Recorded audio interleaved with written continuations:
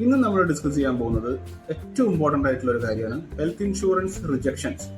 Health insurance ഏത് സാഹചര്യത്തിലാണ് reject ചെയ്യപ്പെടുന്നത്? നമ്മൾ എപ്പോഴും ഹെൽത്ത് ഇൻഷുറൻസ് എടുക്കുന്നത് നമ്മൾ ഹോസ്പിറ്റലിൽ അഡ്മിറ്റ് ആകുന്ന സമയത്ത് നമുക്ക് മറ്റു പ്രശ്നങ്ങളൊന്നും ഇല്ലാതെ നമ്മുടെ ഹോസ്പിറ്റൽ ബില്ലുകൾ ക്യാഷ്ലെസ് ആയിട്ട് ലൈവ് ആയിട്ട് സെറ്റ് ചെയ്യാൻ വേണ്ടിയിട്ടാണ് അല്ലേ. പക്ഷെ അതിന് വിരുദ്ധമായി സംഭവിക്കുന്ന ഒരു കാര്യമാണ് ഹെൽത്ത് ഇൻഷുറൻസിന്റെ റിജക്ഷൻ എന്ന് പറയുന്നത്. അപ്പൊ അതിന്റെ പ്രധാന റീസൺസ്, എന്തുകൊണ്ടാണ് അത് വരുന്നത്, അത് വരാതിരിക്കാൻ നമ്മൾ എന്തൊക്കെ ചെയ്യണം എന്നുള്ള കാര്യങ്ങളാണ് ഈ വീഡിയോയിൽ നമ്മൾ നോക്കാൻ പോകുന്നത്. അപ്പം മേജർ ആയിട്ടുള്ള ഒരു റീസൺ, ഫസ്റ്റ് റീസൺ എന്ന് പറയുന്നത് ബ്ലൈൻഡ് സെല്ലിംഗ്, അതുപോലെ തന്നെ ബ്ലൈൻഡ് ബൈയിങ്. അതായത് കണ്ണടച്ച് പോളിസി വിൽക്കുന്നു അല്ലെങ്കിൽ പോളിസി സെല് ചെയ്യുന്നു, അതുപോലെ തന്നെ കണ്ണടച്ച് പോളിസി വാങ്ങുന്നു. ഏത് സാഹചര്യത്തിലാണ് ഇത് സംഭവിക്കുക? ബ്ലൈൻഡ് സെല്ലിംഗ് സംഭവിക്കുന്നത് ഒരു ഇൻഷുറൻസ് കമ്പനിയുടെ ഭാഗത്തു നിന്നോ അല്ലെങ്കിൽ ഒരു ഓൺലൈനിലൊക്കെ നമ്മൾ പോളിസി എടുക്കുമ്പോൾ ഓൺലൈൻ ബ്രോക്കേഴ്സ് എന്ന് പറയും, ആ ബ്രോക്കേഴ്സിന്റെ ഭാഗത്തു നിന്നോ അല്ലെങ്കിൽ ഒരു ഇൻഷുറൻസ് ഏജന്റിന്റെ ഭാഗത്തു നിന്നോ ആയിരിക്കും.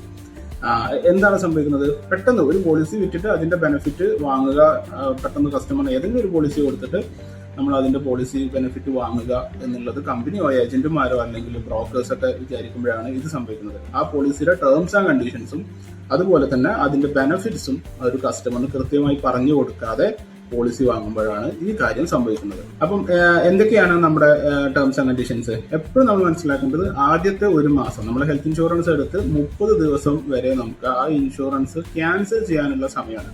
ഫ്രീ ലുക്കപ്പ് പീരീഡ് എന്ന് പറയും. നമുക്ക് ആ ഹെൽത്ത് ഇൻഷുറൻസിന്റെ കണ്ടീഷൻസും കാര്യങ്ങളൊക്കെ വായിച്ചു നോക്കി ആ ഹെൽത്ത് ഇൻഷുറൻസ് നമുക്ക് താല്പര്യമില്ലെങ്കിൽ ക്യാൻസൽ ചെയ്യാൻ നമുക്ക് IRDA അനുവദിച്ചിട്ടുള്ള സമയമാണ് ആദ്യത്തെ 30 ദിവസം ഫ്രീ ലുക്കപ്പ് പീരീഡ്. ഈ സമയത്തിനുള്ളിൽ നമ്മൾ ക്യാൻസലേഷൻ റിക്വസ്റ്റ് കൊടുത്താൽ full amount health insurance company നമുക്ക് തിരികെ തരേണ്ടതാണ്. അതുകൊണ്ട് ആ ഒരു മാസം നമുക്ക് എന്തെങ്കിലും തരത്തിലുള്ള ആക്സിഡൻസിന് മാത്രമേ നമുക്ക് കവറേജ് ഉണ്ടാവുള്ളൂ. ആക്സിഡൻസ് എന്ന് പറയുമ്പോൾ റോഡ് ആക്സിഡൻസ് മാത്രമല്ല, തീപ്പൊള്ളലേൽക്കുക, പാമ്പ് കടിക്കുക, നമ്മൾ എന്തെങ്കിലും നടന്നു പോകുമ്പോൾ വീഴുക, ഇത്തരത്തിൽ നമ്മൾ അപകടങ്ങൾ എന്ന് പറയുന്ന കാര്യങ്ങൾക്ക് 1ാമത്തെ ദിവസം തൊട്ട് കവറേജ് ആരംഭിക്കുന്നുണ്ട്. എന്നാൽ നോർമൽ അസുഖങ്ങൾക്ക് നമുക്ക് 30 ദിവസം കഴിഞ്ഞ ശേഷം, അതായത് ഒരു മാസത്തിന് ശേഷമാണ് നമുക്ക് ഹെൽത്ത് ഇൻഷുറൻസിന്റെ കവറേജ് ആരംഭിക്കുക. അപ്പം ഇത് അറിയാതെ നമ്മൾ പോളിസി എടുത്ത് ഫസ്റ്റ് മാസം തന്നെ മറ്റൊരു ആക്സിഡന്റ് അല്ലാത്തൊരു കേസിന് പോയി കഴിഞ്ഞാൽ നമുക്ക് ഹെൽത്ത് ഇൻഷുറൻസ് കിട്ടില്ല. അതാണ് മേജർ റീസൺ 1. 2, ആദ്യത്തെ 2 വർഷങ്ങൾ ഭൂരിഭാഗം എല്ലാ പോളിസികളിലും എല്ലാ ഇൻഷുറൻസ് കമ്പനികളിലും ഉള്ള ഒരു കണ്ടീഷനാണ്. ആദ്യത്തെ 2 വർഷം സം സോർട്ട് ഓഫ് ഡിസീസസ്, കുറച്ച് ലിസ്റ്റ് ചെയ്ത അസുഖങ്ങൾക്ക് വെയിറ്റിംഗ് പീരീഡ് ഉണ്ട്. ഞാൻ അതിന്റെ ഒരു ലിസ്റ്റ് ഇവിടെ കൊടുക്കാം.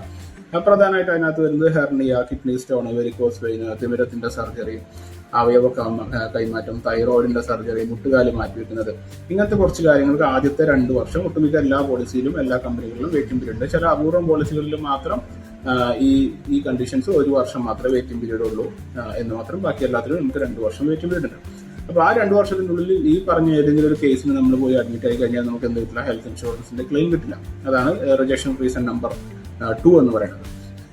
അടുത്തൊരു കേസ് പ്രീ എക്സിസ്റ്റിംഗ് കണ്ടീഷൻ അഥവാ PED.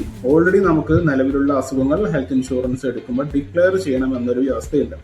മെഡിക്കൽ ചെക്കപ്പും കാര്യങ്ങളൊന്നും ഉണ്ടാവില്ല. ബട്ട് നമ്മൾ വിൽഫുള്ളി നമ്മൾ സ്ഥിരമായിട്ട് കഴിക്കുന്ന മെഡിസിൻസിന്റെ പേര് അല്ലെങ്കിൽ അസുഖത്തിന്റെ പേര് അല്ലെങ്കിൽ നമുക്ക് മുമ്പ് കഴിഞ്ഞ സർജറീസ് കാര്യങ്ങൾ, ഇത് നമ്മൾ വിൽഫുള്ളി ഡിക്ലെയർ ചെയ്യണം. അങ്ങനെ ഡിക്ലെയർ ചെയ്യുന്ന അസുഖങ്ങൾക്ക് ആദ്യത്തെ ഈ നേരത്തെ പറഞ്ഞ പോലെ 2 വർഷം മുതൽ 3 വർഷം വരെ ഡിഫൻസ് പോളിസി കണ്ടീഷൻ അനുസരിച്ച് വെയിറ്റിംഗ് പീരീഡ് ഉണ്ടാവും.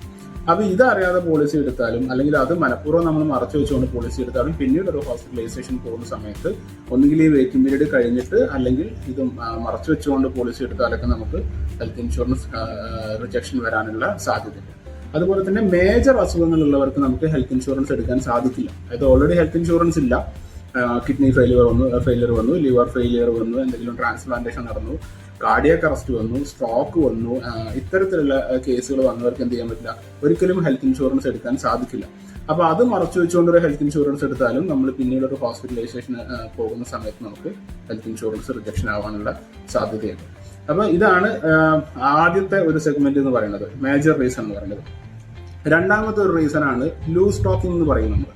അതായത് നമ്മൾ ഹോസ്പിറ്റലിൽ അഡ്മിറ്റ് ചെയ്യുന്നു, നമ്മൾ പോളിസിയിൽ നമ്മുടെ ഹെൽത്ത് കണ്ടീഷൻ സ്പെസിഫിക് ആയിട്ട് ഒന്നും പറഞ്ഞിട്ടൊന്നുമില്ല. നമ്മൾ ഹോസ്പിറ്റലിൽ അഡ്മിറ്റ് ആവുന്ന സമയത്ത് ഡോക്ടർ വന്ന് ചോദിക്കും, നമ്മൾ പറയുന്നത് എനിക്ക് 10 വർഷം മുമ്പ് ഒരു നെഞ്ചുവേദന വന്നിട്ടുണ്ട്, വെറുതെ അങ്ങ് പറയും.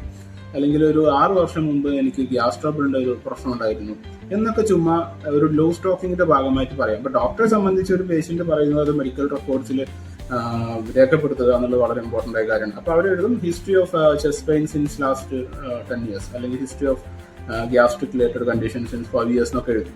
അപ്പൊ എന്തായി, നിങ്ങളുടെ മെഡിക്കൽ രേഖയിൽ നിങ്ങൾക്ക് 10 വർഷം മുമ്പ് ഒരു ഹെൽത്ത് കണ്ടീഷൻ ഉണ്ട് എന്നുള്ള രീതിയിൽ വന്നു, നിങ്ങൾ ഹെൽത്ത് ഇൻഷുറൻസിൽ ഒന്നും ഡിക്ലെയർ ചെയ്തിട്ടില്ല.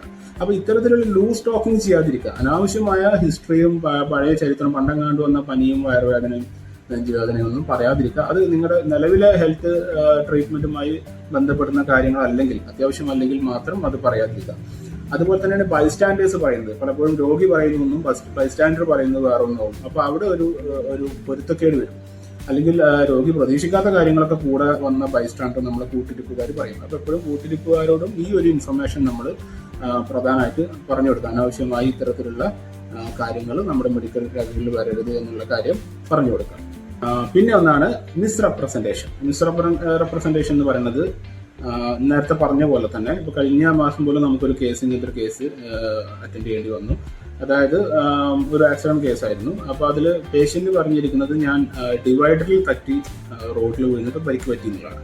ഈ പേഷ്യന്റ് കൂടെ വന്ന ബൈസ്റ്റാൻഡർ എന്ത് സംഭവിച്ചു എന്നുള്ള ഡിക്ലറേഷൻ എഴുതി കൊടുക്കുന്ന സമയത്ത് അവർ എഴുതിയത് റോഡിലെ കുഴിയിൽ വീണ് പരിക്ക് പറ്റി എന്നുള്ളതാണ്. അപ്പൊ ഇതിൽ രണ്ടും തമ്മിൽ മിസ്മാച്ച് വന്നു. ക്ലെയിം ഫർദർ ഇൻവെസ്റ്റിഗേഷൻ പോയി. സ്വാഭാവികമായിട്ടും ഒരു ഇൻഷുറൻസ് കമ്പനി പൊരുത്തക്കേടുള്ള ഡാറ്റ കിട്ടുമ്പോൾ അത് പരിശോധിക്കും. അപ്പം അത്തരത്തിലുള്ള കേസുകളിലും ഇൻഷുറൻസ് റിജക്ഷൻ വരാൻ സാധ്യതയുണ്ട്. അടുത്തതാണ് ഹോസ്പിറ്റൽ സൈഡ് എറർ എന്ന് പറയുന്നത്. ഇപ്പൊ ഈ നമ്മുടെ ഭാഗത്തു നിന്നൊന്നും സംഭവിച്ചില്ല, ചിലപ്പോൾ ഒരു ഹോസ്പിറ്റൽ സൈഡിൽ നിന്നൊരു പ്രശ്നം വരാം. റോങ് ആയിട്ടുള്ള ഒരു ട്രീറ്റ്മെന്റ് പ്രോട്ടോകോൾ, ഇപ്പൊ നിങ്ങൾക്കുള്ള അസുഖത്തിന് അല്ല ട്രീറ്റ്മെന്റ് ചെയ്യുന്നത്, അങ്ങനത്തെ ഒരു എറർ വരാം. അതുപോലെ തന്നെ കമ്പനിയുടെ ഭാഗത്ത് നിന്ന് ഫർദർ എന്തെങ്കിലും ക്ലാരിഫിക്കേഷൻ, നിങ്ങളുടെ മെഡിക്കൽ കണ്ടീഷനുമായി ബന്ധപ്പെട്ടോ നിങ്ങളുടെ മെഡിക്കൽ ഡോക്യുമെന്റുമായി ബന്ധപ്പെട്ടോ എന്തെങ്കിലും ക്ലാരിഫിക്കേഷൻ ചോദിക്കുമ്പോൾ അത് കൃത്യമായി കൊടുക്കാതിരിക്കുക, ഈ പ്രോസസ്സിംഗ് ഡിലേ ആക്കുക. അപ്പൊ ഇങ്ങനത്തെ കേസുകളിൽ നമുക്ക് റിജക്ഷൻസ് വരാൻ സാധ്യതയുണ്ട്, അല്ലെങ്കിൽ ക്ലെയിം ഡിലേ ആവാനുള്ള സാധ്യതയുണ്ട്. അതുപോലെ എപ്പോഴും സംഭവിക്കുന്നതാണ്, ഈ ഹോസ്പിറ്റൽസിൽ നിന്ന് ഡിസ്ചാർജ് ചെയ്യുമ്പോൾ പേഷ്യന്റിനെ സംബന്ധിച്ച് ഡോക്ടർ രാവിലെ റൂമിൽ വരുന്നു, നിങ്ങൾ ഇന്ന് ഡിസ്ചാർജ് ആണെന്ന് പറയുന്നു. അപ്പൊ തന്നെ നമ്മൾ പെട്ടിയും കിടക്കയിൽ എടുത്തിട്ട് പോകാൻ തയ്യാറായി നിൽക്കും. പക്ഷേ ഇതിനുശേഷം ഒരുപാട് പ്രോസസ്സ് ഉണ്ട്. ഡോക്ടർ അദ്ദേഹത്തിന്റെ റൗണ്ട്സ് എല്ലാം പൂർത്തീകരിച്ച് എല്ലാ പേഷ്യന്റിന്റെ ഡിസ്ചാർജ് സമ്മറി എഴുതണം, അത് ചെക്ക് ചെയ്യണം, അത് ഫാർമസിയിലേക്ക് വിടണം. അതിനുശേഷം നിങ്ങളുടെ ബില്ല് കാര്യങ്ങൾ ഫൈനലൈസ് ചെയ്യണം. ഈ ബില്ല് കാര്യങ്ങളൊക്കെ അതിന് ശേഷം കമ്പനിക്ക് അയക്കുന്നത് മിക്കവാറും ഒരു 3 മണി 4 മണിയൊക്കെ ആവുന്ന സമയത്താണ്. കമ്പനിയിൽ എത്തിയിട്ട് സ്വാഭാവികമായിട്ടും ഇത് പ്രോസസ്സ് ചെയ്യാനുള്ള ഒരു സമയം എടുക്കും. പലപ്പോഴും 5 മണിക്ക് 6 മണിക്ക് 7 മണിക്കൊക്കെ ബില്ല് അയക്കുന്ന സാഹചര്യമുണ്ട്. അപ്പോൾ നമ്മൾ രാവിലെ തൊട്ട് തയ്യാറായി നിൽക്കുകയാണ്. നമ്മളെ സംബന്ധിച്ച് ഇൻഷുറൻസ് കമ്പനി ക്ലെയിം ഡിലേ ആക്കണം എന്നുള്ള രീതിയിൽ നമ്മൾ ഇരിക്കുകയാണ്. പക്ഷേ ഇൻഷുറൻസ് കമ്പനിയിൽ ഇത് കിട്ടി പ്രോസസ്സ് ചെയ്യാൻ വളരെ ചുരുക്കം സമയമായിരിക്കും ചിലപ്പോൾ കിട്ടുന്നത്. അപ്പം ആ സാഹചര്യങ്ങളിൽ ഇതേപോലെ ഡിലേ വരാം. അപ്പം ഇത് നമ്മൾ മനസ്സിലാക്കുക. എത്രയും പെട്ടെന്ന് ഹോസ്പിറ്റലിൽ നിന്ന് ബില്ലുകൾ അയക്കാൻ നമ്മൾ അവരോട് നിർദ്ദേശിക്കാം. പിന്നെ ഇതൊന്നും കൂടാതെ നമ്മൾ പറയുമ്പോൾ എല്ലാ ഭാഗവും നമ്മൾ പറയണമെന്നുള്ളതുകൊണ്ട് തന്നെയാണ് പറയുന്നത്, കമ്പനി ഭാഗത്തു നിന്ന് നമുക്ക് എന്ത് വരാം, എറേഴ്സ് സംഭവിക്കാം. ഇപ്പൊ ഇത്രയും എറേഴ്സ് നമ്മൾ പറഞ്ഞു, നമ്മുടെ ഭാഗത്തു നിന്നുള്ള എറർ, ബൈസ്റ്റാൻഡർ ഭാഗത്തു നിന്നുള്ള എറർ, ഹോസ്പിറ്റലിന്റെ സൈഡിൽ നിന്നുള്ള എറർ, ഏജന്റിന്റെയോ അല്ലെങ്കിൽ ഇൻഷുറൻസ് കമ്പനി സെല്ലിംഗ് സമയത്ത് വരുന്ന എറർ. അപ്പൊ ഇതുപോലെ തന്നെ സ്വാഭാവികമായിട്ടും ഒരു ഹ്യൂമൻ എററുകൾ ഇൻഷുറൻസ് കമ്പനിയുടെ ഭാഗത്തു നിന്നും സംഭവിക്കാം. വളരെ റയറായിട്ട് സംഭവിക്കാറുള്ളെങ്കിലും സംഭവിക്കാം. അങ്ങനെ സംഭവിച്ചാൽ ആ എറർ, ആ ഒരു തീരുമാനം അൺജസ്റ്റിസ് ആണ് അല്ലെങ്കിൽ എന്ന് നമുക്ക് തോന്നുകയാണെന്നുണ്ടെങ്കിൽ, ഇൻജസ്റ്റിസ് ആണെന്ന് നമുക്ക് തോന്നുകയാണെന്നുണ്ടെങ്കിൽ അവിടെ നമുക്ക് എന്തുണ്ട്, ഒരു ഓപ്ഷൻ എന്ന് പറഞ്ഞാൽ നമുക്ക് മേ ബി ക്യാഷ്ലെസ് നമുക്ക് ഡിനൈ ചെയ്താൽ പോലും നമുക്ക് റീഇംബേഴ്സ്മെന്റ് ചെയ്യാനുള്ള അവകാശമുണ്ട്. അത്തരത്തിലൊരു റിജക്ഷൻ വരികയാണെന്നുണ്ടെങ്കിൽ ആ റീഇംബേഴ്സ്മെന്റിലുള്ള എല്ലാ പ്രോസസ്സിനും നിങ്ങളുടെ ഇൻഷുറൻസ് എക്സ്പെർട്ട് ആരാണെന്ന് വെച്ചാൽ അവർ നിങ്ങളെ ഹെൽപ്പ് ചെയ്യും. അതിനുശേഷം ആ റീഇംബേഴ്സ്മെന്റ് ക്ലെയിം റിജക്ട് ചെയ്താൽ നമുക്ക് നെക്സ്റ്റ് ഓപ്ഷൻ കമ്പനി ഗ്രീവൻസ് സെല്ലുണ്ട്. എല്ലാ പരാതികളും തീർപ്പാക്കാൻ ആ ഗ്രീവൻസ് സെല്ലിനെ നമുക്ക് സമീപിക്കാം, ഇമെയിലായിട്ട് നമുക്ക് സമീപിക്കാം. ഗ്രീവൻസ് സെല്ലിൽ നിങ്ങൾക്ക് നിങ്ങൾ ഉദ്ദേശിക്കുന്ന നിങ്ങൾക്ക് തൃപ്തികരമല്ലാത്തൊരു മറുപടി കിട്ടിയാൽ നിങ്ങൾക്ക് ഇൻഷുറൻസ് ഓംബുഡ്സ്മാനെ സമീപിക്കാം. അതും ഇപ്പോൾ വളരെ ഓൺലൈനിൽ വളരെ സിമ്പിൾ പ്രോസസ്സാണ്.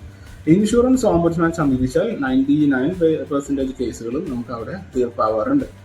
ഈ ഇൻഷുറൻസ് ഓംബുഡ്സ്മാന്റെ തീരുമാനവും നിങ്ങൾക്ക് താല്പര്യം ഇല്ലെങ്കിൽ, നിങ്ങൾക്ക് അതിൽ സാറ്റിസ്ഫൈഡ് അല്ലെങ്കിൽ കൺസ്യൂമർ കോർട്ട്. അപ്പോൾ ഹെൽത്ത് ഇൻഷുറൻസ് റിജക്ഷൻ എന്ന് പറയുന്നത് ഒരു ഒറ്റ സൈഡിലുള്ള ഒരു റിപ്ലൈ അല്ല, ഒരു ഏകപക്ഷീയമായ തീരുമാനമല്ല എന്ന് മനസ്സിലാക്കുക. ഇതിനകത്ത് വളരെ കൃത്യമായ നിയമങ്ങളുണ്ട്, വളരെ കൃത്യമായ കണ്ടീഷൻസ് ഉണ്ട്. അതിന് എല്ലാവിധ സംവിധാനങ്ങളും കസ്റ്റമർ ഫ്രണ്ട്ലി ആയിട്ടുള്ള, കൺസ്യൂമർ ഫ്രണ്ട്ലി ആയിട്ടുള്ള ഒരുപാട് സംവിധാനങ്ങൾ ഉണ്ട് എന്നുള്ളത് മനസ്സിലാക്കുക. അപ്പോൾ ആ പ്രോസസ്സ് ഫോളോ ചെയ്യാൻ നമ്മളൊരു ക്ഷമ കാണിക്കേണ്ടതുണ്ട്. അപ്പം ഈ കാര്യങ്ങൾ മനസ്സിലാക്കുക. ഇതാണ് ഇൻഷുറൻസ് റിജക്ഷൻ ഉണ്ടാകുന്ന പ്രധാന റീസൺസ്. അപ്പോൾ ഇൻഷുറൻസ് എടുക്കാനായിട്ട് നിങ്ങൾ എപ്പോഴും ഒരു എക്സ്പെർട്ടിന്റെ സഹായം മാത്രം തേടുക. Health insurance is important for you and your loved ones. Choose a policy today from Star Health Insurance.